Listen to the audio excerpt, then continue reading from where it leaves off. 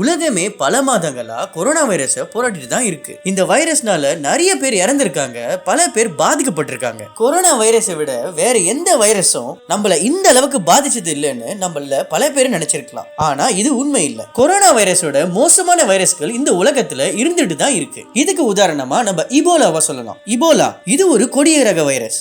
இந்த வைரஸ்க்கு இபோலான்னு ஏன் பேர் வச்சாங்க தெரியுமா?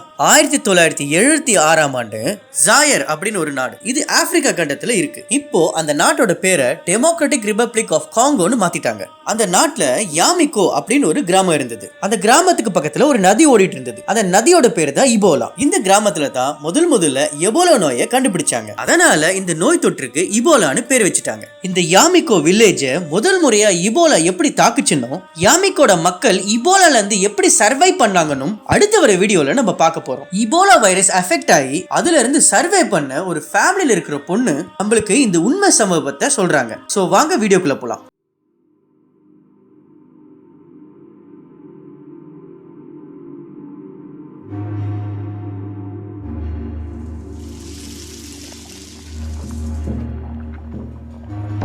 This is the story of how my village survived Ebola. Bats brought the tiny Ebola germs, too small to see, so small yet so dangerous. Without realizing, grandfather rubbed a little blood in his eye. Ebola germs came into his body.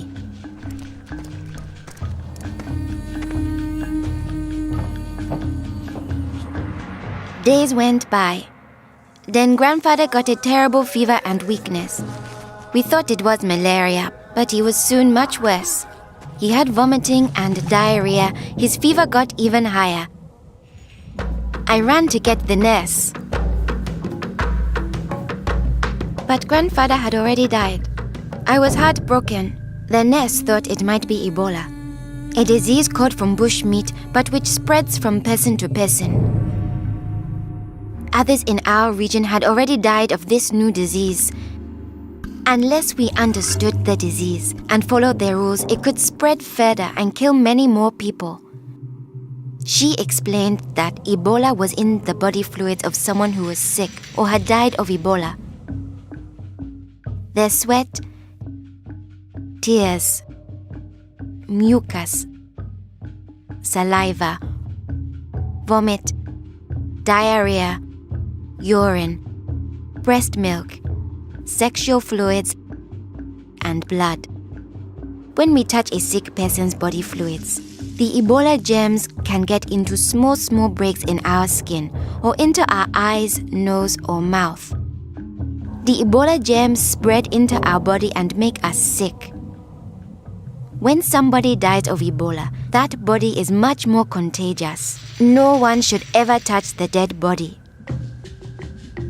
The nurse advised us to wash our hands with soap and water right away.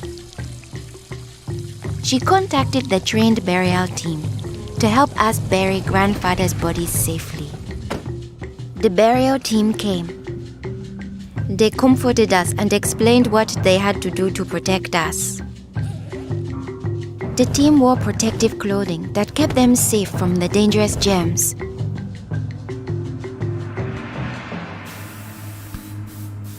They sprayed grandfather's room and his body with chlorine to destroy the Ebola germs.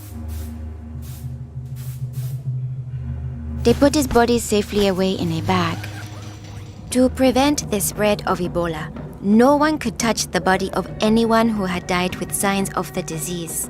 They also burned his mattress, bedding, and clothes, anything that might have his germs. All these actions made us safer. It was too great a risk to follow all our traditions, but we still honored grandfather in the time of Ebola. Our chief gathered all the villagers together after grandfather's death. He explained that it's natural for us to fear Ebola, but if we trust in our health workers and follow their rules, we could stop the disease. The nurse explained to us, when a person has symptoms such as fever, don't touch them. Get them to the treatment center right away. They will have the best chance of surviving and they won't spread Ebola. She advised us to wash our hands with soap and water many times a day. The whole village agreed to follow these rules. Since we all had close contact with grandfather, we were at risk of getting Ebola.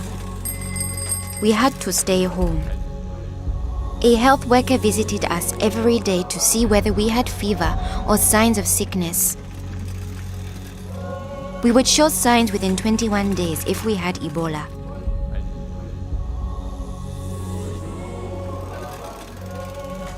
Many days passed, and I thought we would all stay healthy.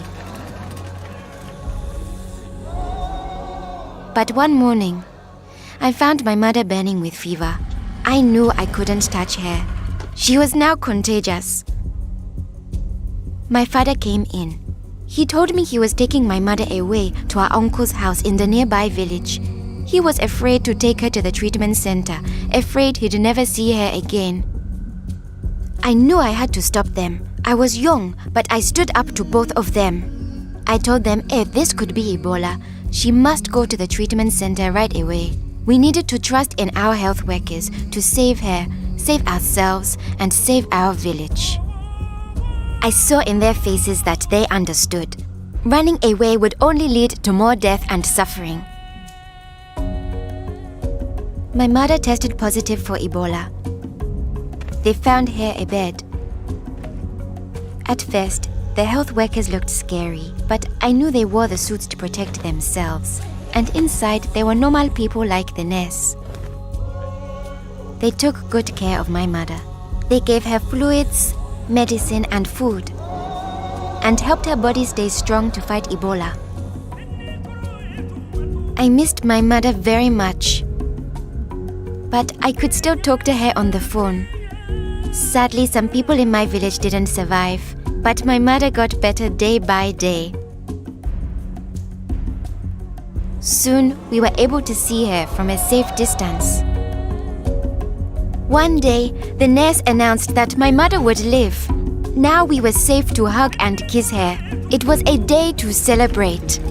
Our village followed their rules. We trusted our health workers, brought us sick for care right away, called for the safe burial team when one of our people died, and we always washed our hands with soap and water.